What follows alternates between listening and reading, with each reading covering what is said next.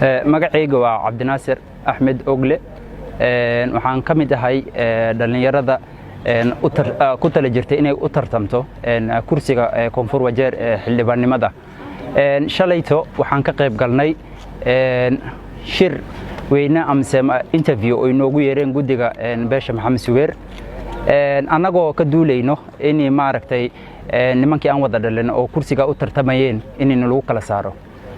nasiib darro waxaa dhacday gudigi sidii aan arrinkan ka rabnay si ka duwan ayay maaragtay natiijaha soo baxday marka hore anaga waxaan filaynay in maaragtay si madax banaan oo walaaltinimo ku jirto maadaama dad reerkii u dhashaanahay in nalagu kala celiyo laakiin waxaad u malaysaa xilli dambe markii la gaaray gudigi waxyaala aan munaasab ahayn inay ku dhaqdeen in lacag la isdhaafsaday in nidaamkii iyo xeerkii reerku u yaale wax ka baxsan lagu dhaqmay marka halkan maanta waxaan iskugu imaanay inaan u cadeyno dadweynaha Koonfur Wajeer xusuusan beesha Maxamed Suweer in wixii natiijo shal ka soo baxay shirka aan ku qanacsaneen marna aan u hoggaansamaynin waxa kale oo cadeynaya in sidii aan shal isu soo sharxay aan wali aan ku tala jiro inaan kursigan aan u tartamo midda labaad dhaliilahan aan u muujinayno gudiga waxa cadeyn u gudigi qudhigood in maaragtay arrinkii shalay isku qalaafeen markii intii natiijada la soo saarin ama intii codka la qaadeen gudiga dhaxdooda isku qabsadeen isqa qabsi ayaa jire waxaan aan ognahay oo cadeyn leh in odayga hogaaminaya interviewga inuu maaragtay uu yiri arrinka kama qayb gali karo ninka gudiga uu secretary general asagana uu diiday in certificate kale bixi uu saxiix maxaa yeelay qaabka doorashada loo sameeyay iyo waxyaalihii ka soo baxay ayagoo maaragtay ka soo horjeedo marka waxa la yiri hal maaragtay booli nigir xalaal ma dhasho marka waxyaalaha aan ku aragnay gudigan waa waxyaala maaragtay dhaqanka amse maaragtay xeerka u yaala qoyskan aan ka dhalanay ka baxsan marka ayaga waa dhici kartaa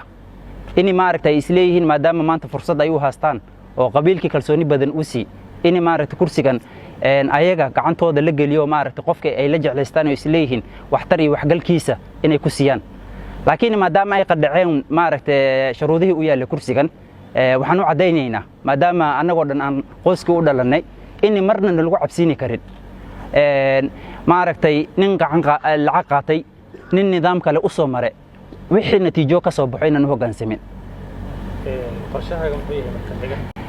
aniga horta shakhsi ahaan kulli waxaan u malayn nimanka walaalahay oo dhibaatadana soo gaartay maaragtay ayagana ay ku dhacday isku fikrad baan ahnaa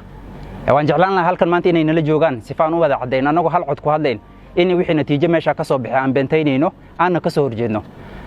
maadaama ay joogin aniga qorsheyda wuxuu yahay iyo inta ilamidka oo maaragtay isku fikradda aan nahnay sidii aan maaragtay marka hore ugu tala jirnay kursigan inaan u tartanno inaan wali tartankii aan ku jirno maxaa yeelay markii maaragtay howl noocan aad ka shaqaynayso nidaamku wuxuu yahay inta badan in maaragtay gudi khilaafaad amse meel racfaan aad geysan karta in maaragtay qabiilkii ay isla meel dhigaan shalay markii interviewga aan ka qayb galayna waan u cadeynay gudiga in gudi khilaafaad ay yeeshaan maadaama waxyaalihii ka soo bixi haddaan ku qanci wayna meel aan geysan karno midii taragalkoodu ahaa gudi khilaafaad lama samaynin waxaana lagu yiri waan ilaga taga meeshaas aadna ku haraysaan waxayna ila tahay qof weynoo maaragtay maskaxdiisa qabo waxyaalaha nooca uma cuntamayaano marka maadaama gudi khilaafaad uu jirin waxaan ka codsanaynaa beelweynta Maxamed Suweer oo u dhalanay inkastoo iska nasiib darro ay tahay anagoo dhalinyaro halkan inaan qabiil ka hadalno waxa codsiga in uu yahay annaga kuma qanacsanin wixii natiijo la soo baxay waxaana doonaynaa qabiilka midnimadiisa ayadoo la ilaalinayo arrinka in dib loogu noqdo